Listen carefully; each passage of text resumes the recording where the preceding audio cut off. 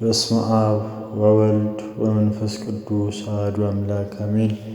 አንድ አምላክ በሚሆን በአብ በወልድ በመንፈስ ቅዱስ ስም ነሐሴ 16 በዚች ቀን አምላክን የወለደች እመቤታችን ድንግል ማርያም ሥጋዋ ወደ ሰማይ ያረገበት መታሰቢያ ሆነ። ከፍልሰቷም በኋላ ከእነርሱ ስለመለየት ሐዋርያት ፈጽመው እያዘኑ ነበር። ከዚህም በኋላ የክብር ባለቤት ጌታችን ኢየሱስ ክርስቶስ ተገለጠላቸው። እርሷን በሥጋ ያዩ ዘንድም እንዳላቸው ተስፋ ሰጣቸው። ወንጌላዊ ዮሐንስ እስያ በሚባል አገር እያስተማረ ሳለ በነሐሴ ወር 16ኛ ቀን ተድላ ደስታ ወዳለበት ገነት በመንፈስ ቅዱስ ተነጠቀ። የክብር ባለቤት ጌታ ኢየሱስ ክርስቶስ የእመቤታችን ማርያም ሥጋዋ ካለበት ከዕፀ ሕይወት ሥር ተቀምጦ አየው። የንጽሕት እናቱንም ሥጋ ታወጣ ዘንድ ምድርን እንዲጠሯት ሰባቱን የመላእክት አለቆች አዘዛቸው። እነርሱም የንጽሕት እናቱን ሥጋ ታወጪ ዘንድ እግዚአብሔር አዞሻል አላት። ያን ጊዜም ከዕፀ ሕይወት በታች ካለ መቃብር የእመቤታችን ማርያም ሥጋዋ ወጣ። የክብር ባለቤት ጌታችንም እንዲህ እያለ አረጋጋት። የተወደድሽ የወለድሽኝ እናቴ ሆይ ዘላለም ወደ ሆነ መንግሥተ ሰማያት አሳርግሽ ዘንድ ነይ። ያን ጊዜም በገነት ያሉ እጽዋት ሁሉ አዘነበሉ። መላእክትም የመላእክት አለቆችም ጻድቃን ሰማዕታትም እየሰገዱና ፈጽሞ እያመሰገኑ አሳረጓት። አባቷ ዳዊት ንግሥት እመቤታችን ወርቀ ዘቦ ለብሳ ደርባ ደራርባ በቀኝ ትቀመጣለች እያለ በበገና አመሰገናት። በኪሩቤልም ሰረገላ ተቀምጣ ካረገች በኋላ በልጇ በፈጣሪዋ ቀኝ በታላቅ ክብር ተቀመጠች። ወንጌላዊ ዮሐንስም ከእርሷ በረከትን ተቀብሎ ሰግዶላት ተመልሶ ከሰማይ ወረደ። ሐዋርያትም ተሰብስበው ሳለ ስለ እመቤታችን ቅድስት ድንግል ማርያም ሥጋ ፈጽሞ ሲያዝኑና ሲተክዙ አገኛቸው። እርሱም እንዳየ እንደሰማ ሥጋዋንም በታላቅ ክብር በምስጋና እንዳሳረጓት ነገራቸው። ሐዋርያትም በሰሙ ጊዜ ዮሐንስ እንዳየና እንደሰማ ባለማየታቸው ባለመስማታቸውም እጅግ አዘኑ። ከዚህም በኋላ እያዘኑ ሳሉ እነሆ የክብር ባለቤት ጌታችን ኢየሱስ ክርስቶስ ተገለጠላቸውና የፍቅር የአንድነት ልጆች ሰላም ይሁንላችሁ። ስለ እናቴ ማርያም ሥጋ ለምን ታዝናላችሁ? እነሆ እኔ እርሷን በሥጋ ላሳያችሁ ልባችሁንም ደስ ሊለው ይገባል አላቸው።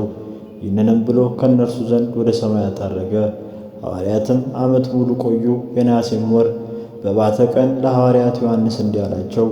አምላክን የወለደች የእመቤታችን ሥጋዋን ለማየት የተዘጋጀን አድርጎ ያሳየን ዘንድ ኑ ይህንን 2 ሱባዔ በመጾም የክብር ባለቤት ጌታችንን ኢየሱስ ክርስቶስን እንለምነው። በልጇም በወዳጇም ቀኝ ተቀምጣ አይተን በእርሷ ደስ እንዲለን። በዚያም ጊዜ ዮሐንስ እንዳላቸው በጾም በጸሎት ሱባዔ ያዙ። የነሐሴ ወርም እንደ ዛሬ 16ኛ ቀን በሆነ ጊዜ የክብር ባለቤት ጌታችን ኢየሱስ ክርስቶስ ሁሉንም ሐዋርያት ወደ ሰማይ አወጣቸው። በታላቅ ክብርም በተወደደ ልጇ ቀኝ ተቀምጣ ከሥጋዋም ተዋህዳ ተነስታ እመቤታችን ማርያምን አዩአት። እጆቿንም ዘርግታ የከበሩ ሐዋርያትን እያንዳንዳቸውን ባረከቻቸው። በልባቸውም እጅግ ደስ አላቸው።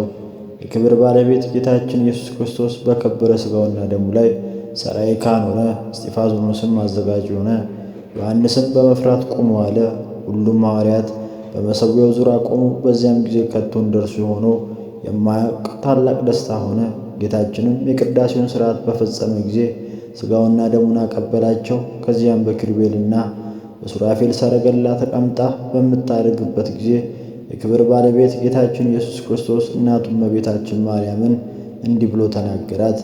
በዚች ቀን የሆነ የዕርገትሽን መታሰቢያ በዓለም ውስጥ እንዲሰብኩ ልጆችሽ ሐዋርያትን እዘዣቸው። መታሰቢያሽን የሚያደርገውን ሁሉ ተጠብቆም በዚች ቀን ቅዱስ ቁርባን የሚቀበለውን ኃጢአቱን እደመስስለታለሁ። የእሳትን ሥቃይ ከቶ አያያትም። መታሰቢያሽን ለሚያደርግ ሁሉ በዚች ቀን ለድሆችም በስምሽ ለሚመጸውተው ቸርነቴን ትገናኘዋለች። ይህንንም ሥጋሽ ወደ ሰማያት ያረገበት ነው። እመቤታችን ቅድስት ድንግል ማርያምም ክብር ይግባውና ጌታችን እንዲህ አለችው። ልጄ ሆይ እነሆ በዓይኖቻቸው አዩ፣ በጆሮቻቸውም ሰሙ፣ በእጆቻቸውም ያዙ፣ ሌሎች ታላላቅ ድንቆች ሥራዎችንም አዩ። እመቤታችን ይህንን ስትናገር ጌታችን ሰላምታ ሰጥቷቸው በታላቅ ደስታ ወደ ደብረ ዘይት ተመለሱ። የተወደዳችሁ ወንድሞች ሆይ በፍጹም ደስታ መታሰቢያውን እናደርግ ዘንድ ይገባናል። እርሷ ስለ እኛ ወደ ተወደደ ልጇ ሁልጊዜ ትለማልዳለችና። ለእግዚአብሔር ምስጋና ይሁን። እኛንም በእመቤታችን በቅድስት ድንግል ማርያም አማላጅነት ይማረን። በረከቷም ከርዕሰ ሊቃነ ጳጳሳት ከአባ ማትያስና ከሁሉም ሊቃነ ጳጳሳት ኤጲስቆጶሳት ጋር ሐዋርያትም ከሰበኳት ከቅድስት ቤተክርስቲያን ልጆች ከሁላችን ጋር ይኑር ለዘላለሙ አሜን። በዚችም ዕለት ዳግመኛ የሰማዕት አለቃ የቅዱስ ጊዮርጊስ ሥጋው ከፋርስ አገር ወደ ሀገሩ ልዳ በክብር የፈለሰበት ነው። የሥጋውን ፍልሰት ከእመቤታችን ድንግል ማርያም የሥጋ ፍልሰት ጋር አንዱ ሆኗልና፣ ስለዚህም እርሷን መውደዱን የሚያውቁ ስዕሉንም ከስዕሉ አጠገብ ይስላሉ። በስሙም ለሚማጸኑ የድኅነት ወደብ ይሆን ዘንድ ለእግዚአብሔር ምስጋና ይሁን። በኃያሉ ተጋዳይ በጊዮርጊስ ጸሎት በእኛም ላይ ምሕረት፣ ይቅርታ፣ ቸርነት ይሁን ለዘላለሙ አሜን። በዚችም ቀን የሶርያ መስፍን ጊጋር በሰማዕትነት ሞተ። ሰማዕትም የሆነበት ምክንያት ጌታችን ከእመቤታችን ከእናቱ ከድንግል ማርያም ጋር በተሰደደ ጊዜ በሊባኖስ ተራራ ሳለ ሄሮድስ ሰምቶ ከበበው። ይዘው ይገድሏቸውም ዘንድ ጭፍሮቹን ላከ። ጊጋርም ጭፍሮቹ እንዳያገኟቸው አሸሻቸው። ስለዚህም ሄሮድስ ተቆጣ። ጊጋርንም ይዘው ጽኑ ሥቃይን አሰቃየው፣ ሕዋሳቱን ሁሉ ቆራረጠው። ከዚህም በኋላ የክብር ባለቤት ጌታችን ኢየሱስ ክርስቶስ ተገልጾለት ስሙን ለሚጠራ መታሰቢያውንም ለሚያደርግ ገድሉንም ለሚጽፍ ቃል ኪዳን ሰጠው። ከዚህ በኋላ ራሱን በሰይፍ ይቆርጡት ዘንድ በሦስትም አክሊሎች ተጋረደ። ሦስትንም አክሊላት ተቀዳጀ። ለእግዚአብሔር ምስጋና ይሁን። እኛንም በአማላጅነቱ ይማረን፣ በረከቱም ከእኛ ጋር ትኑር ለዘላለሙ አሜን። ጌታዬ ሆይ ከብልጽግናቸው ብዛት የተነሳ ብዙ መባ ካገቡልህ ይልቅ ዳይቱን አነስተኛ መባ እንደተቀበልክ ለሁል ጊዜ የሚያገለግሉህን አላፍ መላእክት ያሳሰብክ በችግሬ ጊዜ የማቀርብልህን ምስጋና ተቀበል። እናንተም ቅዱሳን ነቢያት፣ የወንጌል ሰባኪያን ሐዋርያት፣ ሰማዕታት፣ ጻድቃን፣ ትጉሃን መላእክት፣ ፍጹማን ደናግናን እንዲሁም ደጋጎች መነኮሳት ሆይ ልጅ አዋቂ ሳይለይ የምንሰበሰብበትን የጉባኤ ቦታ ባርኩ።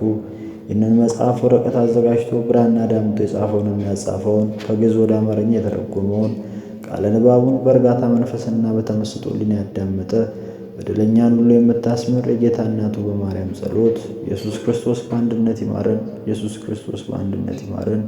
ኢየሱስ ክርስቶስ በአንድነት ይማረን። ወስብሐት ለእግዚአብሔር።